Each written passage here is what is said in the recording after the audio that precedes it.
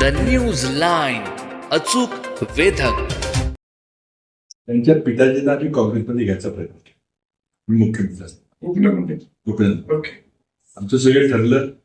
सोनिया गांधींची परवानगी घेतली. त्यांनी माझ्याकडे मत मागितलं की मी राजीनामा द्यावा लागेल, मला खासदारकीचा, मला मंत्री करा, कारण मला निवडणूक लढावी लागेल. मी दोघं म्हणजे भाजपचे नागपूरचे दोघं आहेत, ते मला काही निवडणूक देणार नाही. तिथं त्यावेळेला जातीवादाचा विषय होताच. मला मंत्री करा. त्यांच्याशी बोलताना त्यांनी म्हटलं काय हरकत नाही, म्हटलं कॅबिनेट मंत्री ते एकदम शक्य होईल का माहिती, पण राज्यमंत्री स्वतंत्रपणे करता येईल. आमचं सगळं ठरलं, ते गुप्तपणे आलंय. मी महाराष्ट्र सरकारला राहता एका हॉटेलमध्ये राहिलो, कोणाला कळत होतो. त्यावेळेला माणिकराव ठाकरे अध्यक्ष होते. आमचं सगळं ठरलं. रात्री गुप्त 2 वाजता बैठका झाल्या अहमद पटेलच्या आमच्या. मॅडमची परवानगी घेतली आणि ते त्यावेळेला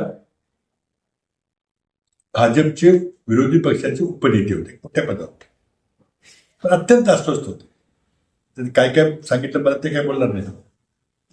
ते म्हटले मला एक दोघं मला निवडून दिसणार नाही, कोण नागपूरमध्ये, म्हणून म्हटलं मला काहीतरी पद द्यायचं. मी म्हटलं ठीक आहे. मी तेव्हा पंतप्रधान कार्यालयाचा राज्यमंत्री आधी होतो, नंतर मुख्यमंत्री. हे मुख्यमंत्री असतानाची गोष्ट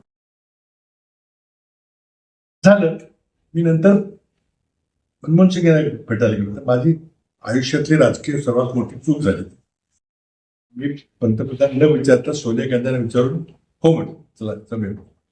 पंतप्रधानांना बोलवलं, म्हटले तू हे परस्पर त्याला आश्वासन दिले का? लगेच लक्षात आलं. म्हटलं हो नाही, मी मॅडमला विचारले, पण तुम्हाला विचारलं चुकत झालं. तर म्हटले एका भाजपच्या सत्ताधारी विरोधी पक्ष गटनेत्याला जर आपल्या पक्षात घेऊन त्याला मंत्री केलं, ती लाच दिल्यासारखी मी बिलकुल करणार नाही. पहिल्यांदा ते माझ्यावर रागवलं.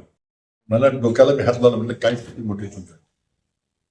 आणि मग नंतर आलो, म्हटलं तर काय मार्गच नाही ना, विचारायला पाहिजे होतं. मोठी चूक झाली. शेवटी मंत्रिमंडळ करायचा अधिकार कोणाचा असतो? सोनिया गांधीने मान्यता दिली, ठीक आहे, पण शेवटी मंत्रिमंडळ ते करतात.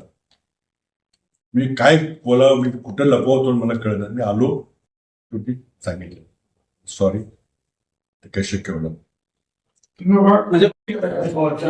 एकच मला वाक्य बोलत ते माझ्या आयुष्यात विसरलं. मला म्हटले तुम्ही माझा राजकीय खून केला.